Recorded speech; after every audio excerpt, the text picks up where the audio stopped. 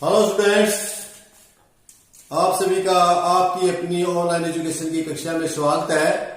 और आज आप देख रहे हैं 11वीं क्लास की सांख्यिकी भाग के पाठ नंबर 12 का पार्ट 1 सहसंबंध।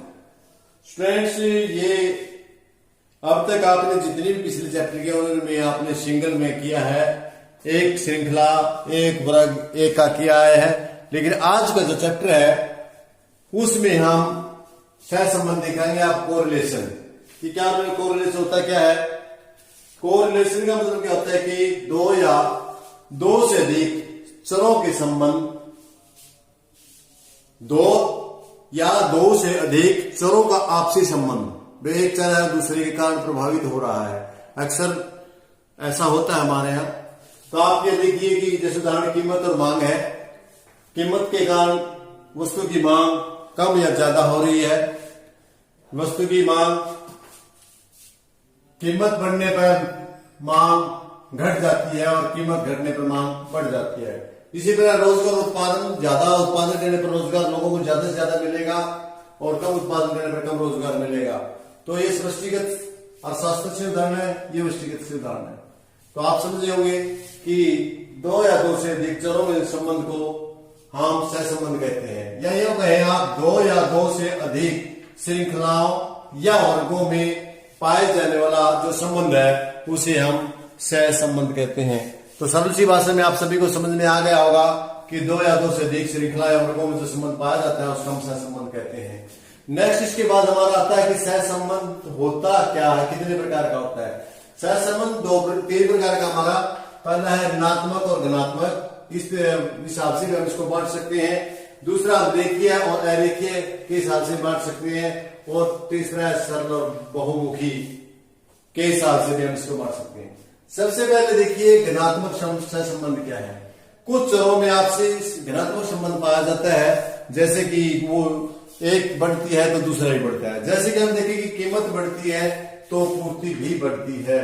किसी वस्तु की यदि कीमत बढ़ जाती है तो बाजार में उसकी पूर्ति भी बढ़ जाती है, और यदि उसकी वस्तु की कीमत घट जाती है तो पूर्ति भी घट जाती है। इसको हम धनात्मक संबंध कहेंगे। यूं कहें कि दोनों एक ही दिशा में, या इधर है या इधर है, एक ही दिशा में चले, बढ़े तो बढ़े, घटे तो घटे, उनको हम धनात्मक संबंध कहते हैं। दूसरा आपका ऋणात्मक संबंध। ऋणात्मक संबंध क्या होता है कि एक के बढ़ने पर दूसरा घटे, दूसरे के घटने पर पहला घटे बढ़े। यानी कि कीमत है, कीमत के बढ़ने से मांग घट जाती है और कीमत के घटने पर मांग बढ़ जाती है। कीमत यदि हमारी बढ़ती है तो आपकी मांग घटेगी, और यदि आपकी कीमत घट जाती है तो आपकी मांग बढ़ेगी। इसको हम ऋणात्मक संबंध कहते हैं, जो एक दूसरे के विपरीत होता है। इसके बाद आगे हम चलते हैं रेखीय अरेखीय, जो रेखा के जरिए दिखाया जाता है। एक रेखा सीधी रेखा में होता है, उसे हम रेखीय कहेंगे। उदाहरण के लिए जैसे कि हमारा समान अनुपात में 2, 4, 6, 5, 10, 15, और इसको हम देखें इस प्रकार रेखा में चले तो हम इसको रेखीय कहेंगे। और यदि हमारा ये आगे पीछे चले, ऊपर नीचे चले, उसको अरेखीय कहेंगे। जो एक रेखा ना बनाता हो उसको अरेखीय कहेंगे ग्राफ पेपर पे। इसके बाद सरल सरल बातों में मैं समझा रहा हूं आपको आसानी से रहे, ताकि दूसरा आपका नंबर 3 पे आता है सरल। सरल जैसा हम इसमें कर रहे थे, अभी आप बच्चे से भी कर रहे थे, इनमें जो सहसंबंध है वो सरल सहसंबंध है। दो चरों के बीच में जो संबंध पाया जाता है वो सरल सहसंबंध होता है। जब दो से अधिक वस्तुएं एक वस्तु से, जैसे यहां है कीमत है, इसके कारण मांग प्रभावित हो रही है, तो दो वस्तुओं का संबंध है। लेकिन जैसे दो से अधिक हो तो उसको हम बहुमुखी कहेंगे। जैसे कृषि है, कृषि आपकी वर्षा से, सिंचाई से, खाद से, स्प्रे से, अनेक प्रकार के मौसम से प्रभावित होती रहती है। तो ये बहुचरीय, इनमें हम इसको बहुचरीय संबंध। स्टूडेंट्स, आगे हम कर रहे हैं इसके प्रकार जानने के बाद सहसंबंध का परिणाम। परिणाम क्या है, कैसे परिणाम निकालते हैं हम इसका। देखिए संबंध कितने प्रकार का हो सकता है। नंबर 1 तो सहसंबंध पूर्ण सहसंबंध। नंबर 1 पूर्ण सहसंबंध। एक तो यह हो सकता है पूर्ण सहसंबंध में क्या होगा आपका? पूर्ण सहसंबंध वह स्थिति है जिसमें दो चर में मानो समानुपात में परिवर्तन हो। यह दो प्रकार का होता है, पूर्ण धनात्मक और पूर्ण ऋणात्मक। नंबर 1 पूर्ण धनात्मक और नंबर 2 पूर्ण ऋणात्मक। इसको स्टूडेंट्स हम दो प्रकार से कर सकते हैं। इसको जो पूर्ण धनात्मक हम उसको प्लस के निशान से दिखाएंगे और जो पूर्ण ऋणात्मक 1 से दिखाएंगे, और जो पूर्ण ऋणात्मक है उसको हम -1 से दिखाएंगे। इस प्रकार हम इनको दिखाएंगे। तीसरी स्थिति ये हो सकती है कि आपका शून्य भी हो सकता है, कोई संबंध ना हो, शून्य संबंध, यदि किसी में कोई संबंध नहीं है। इस प्रकार हम इसकी एक तालिका बना सकते हैं। बनाइए, हम बना सकते हैं हम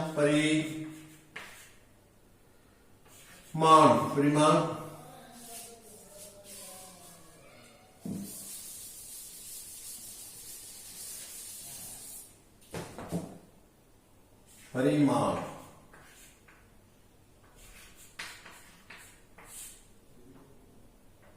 धनात्मक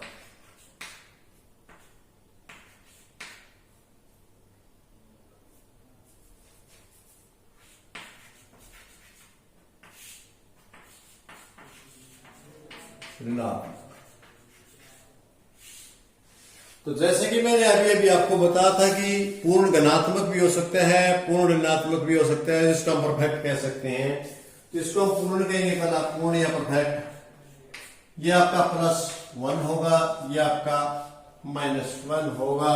यदि आपका -1 होता है तो पूर्ण ऋणात्मक है, उनके बीच का सहसंबंध दोनों एक दूसरे के विपरीत दिशा में है। और यदि आपका +1 है तो पूर्ण धनात्मक संबंध है। इसके अलावा स्टूडेंट्स एक स्थिति ये शून्य भी हो सकती है आपकी, शून्य, जैसे कि अभी मैंने ऊपर बताया आपका शून्य का मतलब उनके अंदर कोई क्षय संबंध नहीं है। तो शून्य में धनात्मक भी 0 और ऋणात्मक भी 0, ये स्थिति होगी। इसके बीच में और भी स्थिति हो सकती है, एक मध्य हो सकता है,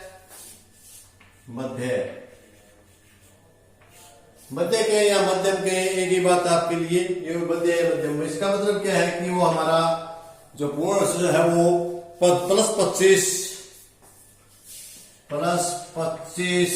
0.25 से +75 के बीच में यदि हमारा सहसंबंध आता है तो ये हमारा मध्यम श्रेणी का सहसंबंध कहलाएगा। और ये इसी प्रकार हमारा -0.25 से -0.75 है, तो ये आपका मध्यम श्रेणी का है। इसके बीच में जितने भी आएगा के बीच, जो भी के बीच का, उसको हम मध्यम श्रेणी का कहेंगे। यदि एक आता है तो पूर्ण कहेंगे, यदि इसके और इसके बीच में आता तो धनात्मक मध्यम है, और इसके बीच में कहें तो ऋणात्मक मध्यम है। इनकी स्थिति एक और भी हो सकती है बीच में, ऊंच कब होगा? जब इससे ज्यादा हो और इसके बीच में हो, यानी 75 से +75 से 1 +1 के बीच को हम क्या कहेंगे? ऊंच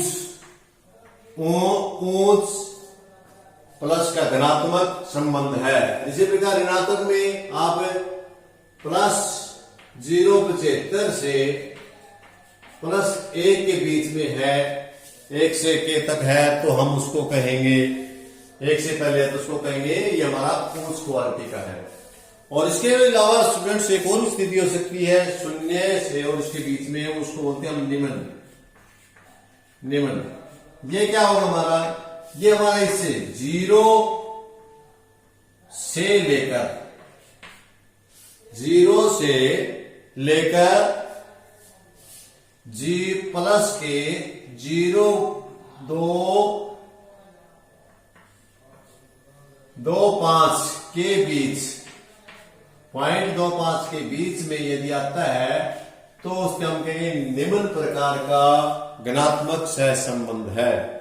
और इसी के अलावा यदि आपका 0 से लेकर -0.25 के बीच है तो उसे हम कहेंगे इनके बीच में ऋणात्मक सहसंबंध है।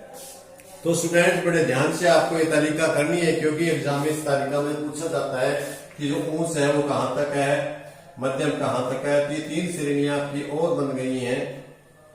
ये हमारा कम से न्यूनतम है सबसे, ये 3 श्रेणियां हैं जो आपको याद रखनी है कहां से कहां तक है। एक ध्यान रखें, सहसंबंध एक से अधिक नहीं आएगा, चाहे वो ऋणात्मक हो चाहे पूर्ण हो। तो यह आपको करना है। इसके बाद आपकी सहसंबंध की कुछ विधियों की बात करते हैं।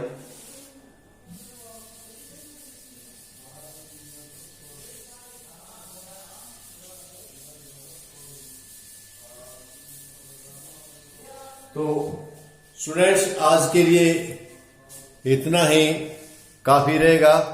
कल हम आपको सिखाएंगे सहसंबंध को ज्ञात करने की विधियां। तब तक के लिए आप लोगों का बहुत बहुत धन्यवाद। बने रहिए, करते रहिए, सीखते रहिए। धन्यवाद।